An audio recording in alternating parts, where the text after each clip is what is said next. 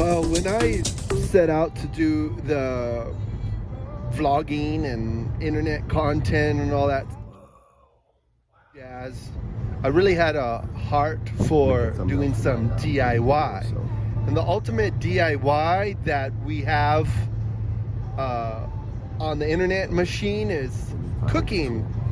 And well, by definition, for my personal definition, hobbies is things that used to be essential, but now it's not essential, but we do anyways. So let's put it this way. Cooking is something that could be very essential to do. But when you're a single guy navigating this crazy world, you know, kind of just living a life by myself, I don't really need to cook. A note for this video basically is the fact that when I set out for my day, I may go to the Golden Arches or the Star Place or any of those number of convenient fast food establishments. Like, it's just by my own little bit of well, it's a little bit of kind of one of those I guess habits or routine that I feel like I need to have a cup of coffee in the morning, and then by the afternoon I have to have some sort of sandwich, and by the evening I need to have a big bowl of some sort of food. So I've been to the places kind of like you know, like Chinese fast food. So occasionally I'll stop somewhere and have some slow food, like sitting with a friend at a restaurant, or even having just some like company. You know, like I tried out this Argentinian restaurant that's down the street from where I work, and it actually was pretty unique. It wasn't anything that I really experienced before, like having, well, they would call it here in the United States, they would call it chicken fried steak. A piece of meat that's like a chicken fried steak might be something you have for breakfast. It's like a breakfast food. But then over there, the Argentinian restaurant, I have some, you know, it's fried. It's well, I don't know if it's fried, but it's breaded. It's breaded steak, which is very unique. Tastes really good. I had a smothered chimichurri.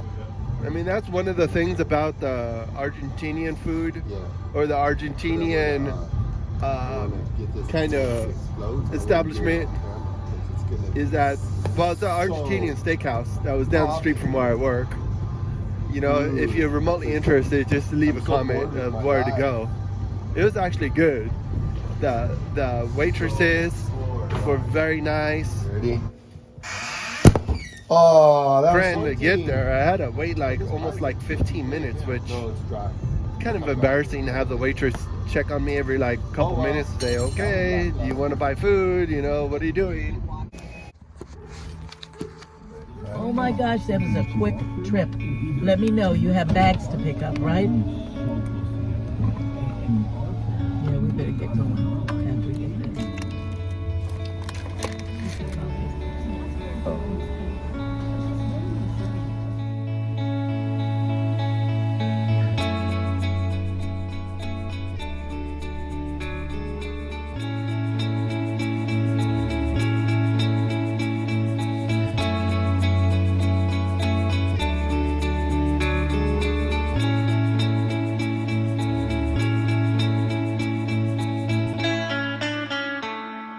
One thing to keep in mind when you do take up cooking is cleaning the mess.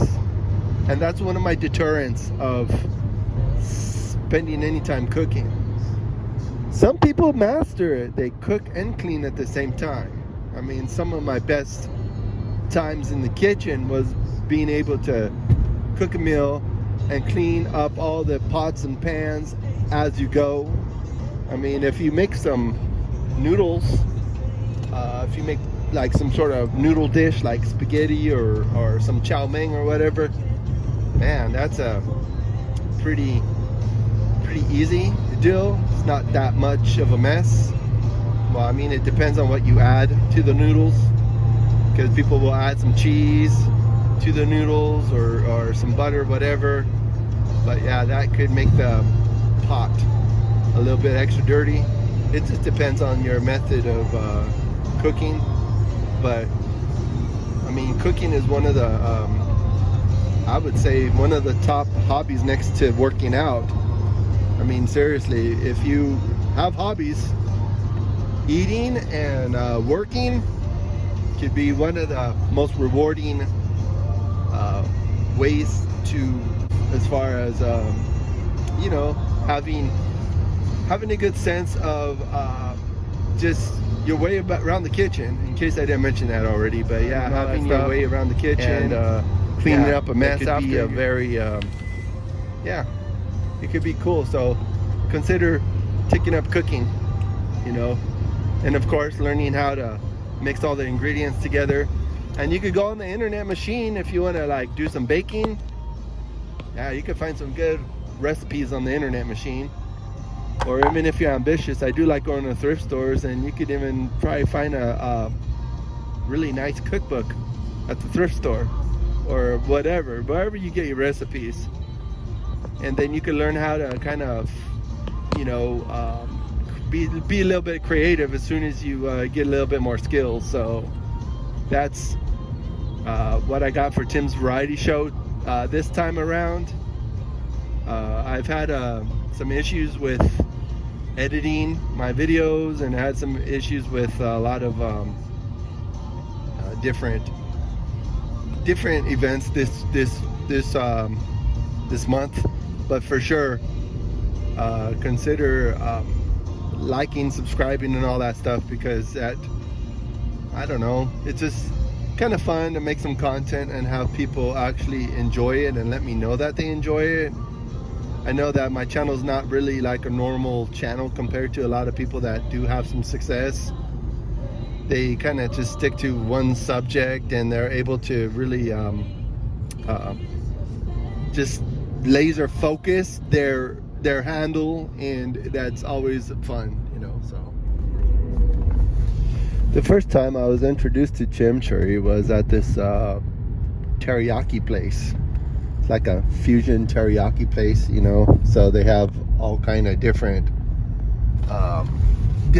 treats, all kind of different choices, whatever. But anyways, they had chimichurri. I get the chimichurri chicken plate over there, and it was the first time I was introduced to chimichurri. And so ever since then, I was a big fan, and I actually got a couple recipes to make my own chimichurri, because I mean, that is actually a you know, a pretty smart thing to do. And that's what kind of segues me to the whole cooking at home. Yeah, I know people who have the habit of cooking. For me, I love cooking. I even bake too sometimes. Cooking, baking, whatever. Baking is one of those things you just kind of like put the ingredients together, you throw it in the oven, and you come back, get it out of the oven, and it's done. That's like baking. But cooking is a little bit more skills.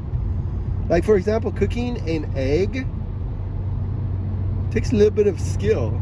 You wouldn't think so, but the thing is that you gotta really control your. I mean, you could watch my other videos. I mentioned it before, but you get the nice flame on the oven or the stove. Sorry, at the range stove, whatever you want to call it. But it's that top of the oven, or it could be a top of the oven. It really just depends when you're set up in your kitchen.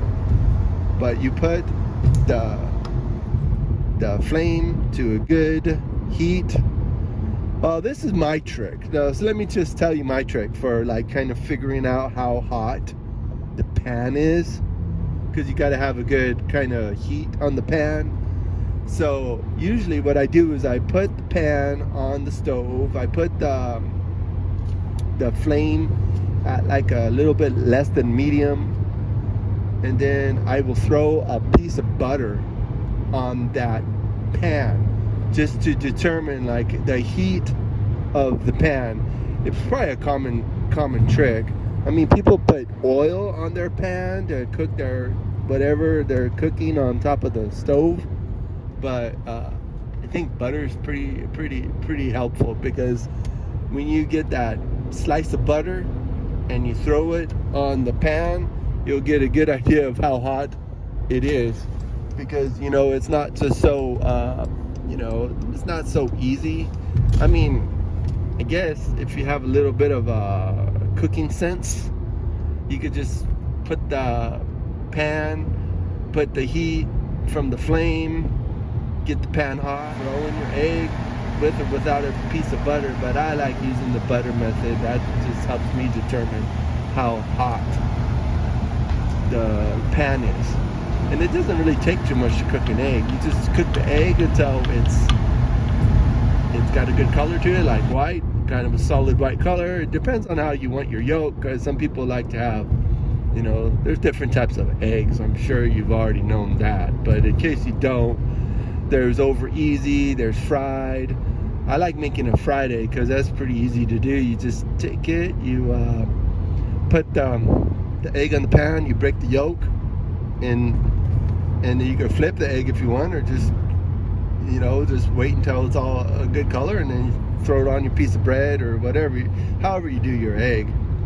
But yeah, cooking is fun, and if you have a family, or even if you're a father and you have children at home, or even if you're just you and your wife, whatever, you want to be able to cook, because it gets costly if you're going out for like a two to four people. You're going out to even going to get fast food these days. Jeez, you could spend probably close to $20 to $30 for feeding 4 people, or even just 2 people. Sometimes it depends on where you go. If you want to get burger or whatever, it's gonna set you back about maybe $30. So that's something to keep in mind. But again, cooking could be a fun hobby, and if you want to take up cooking, learn some cooking skills, because I mean, that's probably, if you're going to impress your mate or your friends, you got to have a good sense of how to work yourself around the kitchen. But one thing